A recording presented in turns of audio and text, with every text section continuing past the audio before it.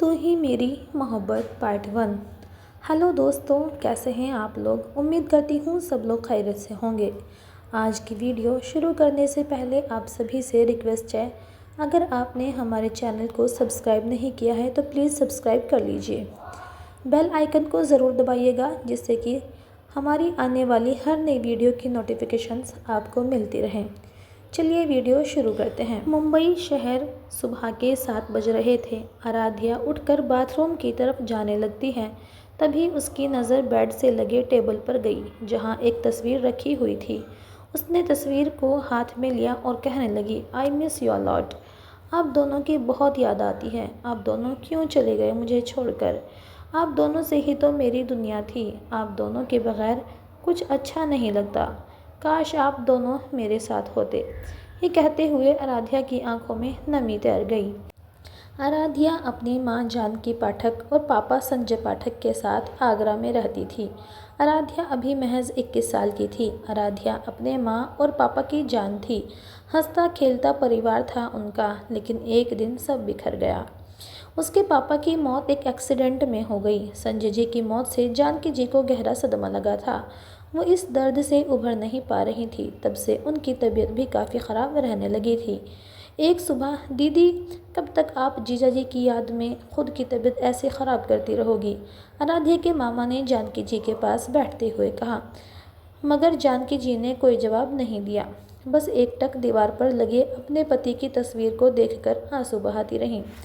ये देखकर मामा जी ने फिर से कहा, दीदी आप इतना कमज़ोर कब से पड़ गईं। आप तो बहुत स्ट्रांग थी। मैं जानता हूँ कि हम सबसे ज़्यादा तकलीफ़ आपको हो रही है जीजा की चले जाने से। हमें हिम्मत से काम लेना पड़ेगा। आप हिम्मत नहीं दिखाएंगे तो आराध्या बेटी को कौन संभालेगा। बेचारी बच्ची के सर से बाप का साया उठ गया। बोलते हुए उनके आंखों में भी नमी तैर गई। इतने में मामी जी चाय लेकर आईं और कहने लगीं, दीदी हम तो कहते हैं कि आप और आराध्या चलकर हमारे साथ रहिए। वैसे भी दीदी आराध्या बेटिया पढ़ाई के लिए हमारे यहाँ ही तो आने वाली थी, तो आप भी चलिए। उनके कंधे पर हाथ रखकर कहती हैं, यहाँ अकेले रहेंगी तो आपकी तबीयत और ज़्यादा ख़राब हो जाएगी। इतना सुनते ही जानकी जी ने एकदम तिरछी नज़रों से अपने भाई और भाभी को देखा और उनकी तरफ मुड़कर कहा, अरविंद, गरिमा मैं और मेरी बेटी तुम पर बोझ नहीं बनना चाहते। संजय तो मुझे छोड़कर चले गए। उनकी यादें घर के हर कोने कोने में हैं। ये घर उनकी आखिरी निशानी है। इसको छोड़कर मैं नहीं आ सकती। आराध्या अगर अपनी पढ़ाई पूरी करने के लिए जाना चाहती है तो जा सकती है, मैं नहीं रोकूंगी। जानकी जी ने इतना कहा था कि आप क्या बोल रही हैं माँ। पीछे से आवाज़ आई तो सबने पीछे मुड़कर देखा तो वहाँ आराध्या अपने आंखों में आंसू लिए खड़ी थी। रिया उसके साथ उसको संभालते हुए खड़ी थी। रिया का एक हाथ आराध्या के कंधे पर था और दूसरे हाथ से आराध्या के हाथों को थाम रखा था। आराध्या का भी रो रो कर बुरा हाल था। आंखें सूजी हुई, आंखों के नीचे काले घेरे पड़ चुके थे। आराध्या रिया के पास चलते हुए सोफे के पास आई और अपनी माँ के पास बैठ गई।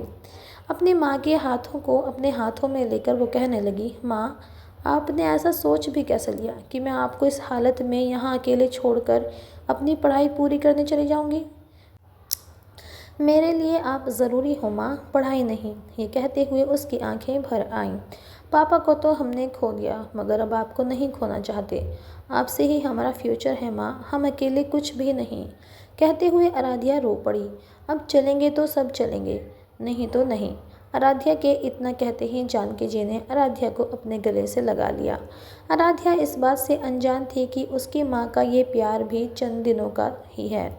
अगले दिन सुबह आराध्या नहाकर तैयार होकर किचन में सबके लिए चाय बनाने आई। आराध्या ने चाय बनाई और चाय लेकर डाइनिंग टेबल पर रखी। तभी मामा जी अखबार पढ़ते हुए डाइनिंग टेबल पर आ गए। गुड मॉर्निंग बेटा। बैठते हुए मामा जी ने मुस्कुराकर कहा। जवाब में आराध्या ने भी मुस्कुराकर गुड मॉर्निंग मामा जी कह दिया। इतने में मामी जी आ गईं। अरे आराध्या, तुमने क्यों चाय बना ली। मुझे आवाज़ दे दी होती, मैं बना देती। मामी जी ने कहा, कोई बात नहीं मामी जी, हमारा मन किया इसलिए हमने बना लिया। आप बैठिए ना, आराध्या ने मुस्कुराकर कहा और दोनों को चाय दी। अच्छा बाबा ठीक है, मगर दीदी कहाँ हैं। इस टाइम तक तो वो उठ जाती है, आज इतना लेट। रात को लेट से सोई थी क्या। गरिमा ने चेहरे पर चिंता के भाव लाते हुए पूछा। पता नहीं मामी जी, आप चाय पीजिए, हम माँ को लेकर आते हैं। इतना कहकर आराध्या अपने माँ के कमरे की तरफ बढ़ गई। कमरे का दरवाज़ा खोला तो कमरे में ना के बराबर रोशनी थी। आराध्या कमरे में दाखिल हुई और सीधे खिड़की की तरफ जाते हुए अपनी माँ को आवाज़ देने लगी। क्या माँ, आज से पहले तो आप इतनी देर तक कभी नहीं सोई। ये कहते हुए उसने खिड़की खोल दी और जानकी जी के पास आकर उन्हें उठाने लगी। माँ उठिए, सुबह हो गई, कहते हुए आराध्या के चेहरे के भाव बढ़ने लगे। माँ, माँ उठिए, सुबह हो गई, कहते हुए आराध्या के चेहरे के भाव बढ़ने लगे। माँ, माँ उठिए, कहते हुए जैसे ही आराध्या ने अपना हाथ जानकी जी के हाथ के ऊपर रखा तो चौंक गई। उनका हाथ ठंडा पड़ चुका था। आराध्या के दिल किसी अनहोनी के डर से धड़कने लगा। उसके चेहरे पर डर के भाव साफ नजर आ रहे थे। वो चिल्ला पड़ी, माँ, माँ। आराध्या की आवाज़ सुनकर मामा, मामी और रिया भी वहाँ आ गए। क्या हुआ आराध्या, मामा जी ने पूछा। आराध्या की आंखें भर आई थीं। उसने भरे हुए गले से कहा, मामा जी देखिए ना, माँ अपनी आंखें नहीं खोल रही। इतना कहकर अपनी माँ को ज़ोर ज़ोर से आवाज़ देकर उठाने लगी। माँ उठो ना, क्या हो गया आपको, बात क्यों नहीं कर रही हो आप, उठो ना। मामा जी ने जल्दी से डॉक्टर को बुलाया। डॉक्टर ने उनका चेकअप किया और कहा, माफ़ कीजिए, अब ये इस दुनिया में नहीं रही। इतना सुनते ही सबके पैरों तले ज़मीन खिसक गई। आराध्या तो फपक कर रो पड़ी। माँ, आपने भी हमें अकेला छोड़ दिया। क्यों माँ, आराध्या की हालत बिगड़ने लगी। मामी जी और मामा जी ने उसे संभाला। आस पड़ोस के लोग इकट्ठा हो गए। आराध्या के सामने उसकी माँ का शव सफ़ेद चादर से ढका हुआ था।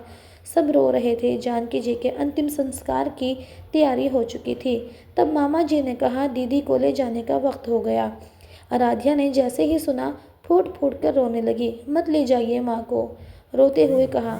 जब उसके माँ की डेथ बॉडी को लेकर जाने लगे तो आराध्या को संभालना मुश्किल हो रहा था। गरिमा और रिया ने उसे जैसे जैसे संभाला। आराध्या सुन पड़ चुकी थी। अपनी माँ को खो देने का दर्द बस वही जानती थी। एक झटके में उसका सब कुछ बिखर गया था। जो दो इंसान उसकी पूरी दुनिया थे, वो अब इस दुनिया को छोड़कर जा चुके थे। आराध्या अपने बीते हुए कल में खोई हुई थी कि तभी रिया के फ़ोन से अलार्म के बजने से आराध्या की ख्याल टूटा। वो रिया को आवाज़ लगाकर बाथरूम में नहाने चली गई। रिया बहुत ही चंचल और हंसमुख स्वभाव की थी। कहने को तो दोनों कज़िन सिस्टर थीं, लेकिन दोनों की दोस्ती बड़ी पक्की थी। जानकी के गुजर जाने के बाद आराध्या के मामा उसे अपने साथ मुंबई लेकर आ गए। आराध्या अपने मामा के परिवार के साथ ही रह रही थी। छोटी सी फैमिली थी उनकी। मामा अरविंद कश्यप, मामी गरिमा कश्यप, बेटी रिया कश्यप और छोटा बेटा अर्जुन कश्यप। मामा जी रेलवे विभाग में थे। मामी जी हाउसवाइफ थीं। अर्जुन अभी 6th क्लास में था और रिया का अभी अभी कॉलेज में एडमिशन हुआ था आराध्या के साथ। नहाने के बाद आराध्या तैयार होने के लिए आईने के सामने आ गई। मासूम सा चेहरा, आंखें इतनी गहरी कि कोई भी उसमें खो जाए, गोरा रंग, हाफ क्लचर लगे हुए बाल जो उसकी कमर को छू रहे थे, गुलाबी होंठ और होंठों के नीचे एक तिल जो उसकी खूबसूरती में चार चांद लगा रहा था। उसको देखकर किसी को भी एक नज़र में प्यार हो जाए। तैयार होते होते उसकी नज़र रिया पर जाती है, जो अभी भी बच्चों की तरह दुबक कर सो रही थी। आराध्या ने रिया को उठाते हुए कहा, रिया उठो, आज कॉलेज का पहला दिन है और पहले ही दिन लेट नहीं होना, उठ भी जाओ अब, कहते हुए टॉवल बालकनी में सुखाने चली जाती है। आराध्या के लगातार आवाज़ देने से रिया उठकर बैठ जाती है और अंगड़ाई लेते हुए कहती है, क्या यार आराध्या, कॉलेज है ये, स्कूल नहीं जो टाइम पर पहुंचना ज़रूरी है। रिया ने कहा तो आराध्या बालकनी से अंदर आते हुए झूठ मूठ का गुस्सा होकर कहती है, हाँ ज़रूरी है, अब तुम उठो, चलो जाओ, नहा लो, जल्दी फिर निकलेंगे कॉलेज के लिए।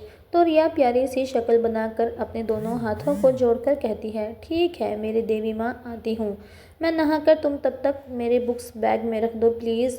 बोलकर रिया नहाने चली गई। आराध्या ने रिया के बुक्स बैग में रखी और नीचे चली आई। उसने आज लाइट पिंक शॉर्ट कुर्ता और नीचे पटियाला पैंट पहना हुआ था।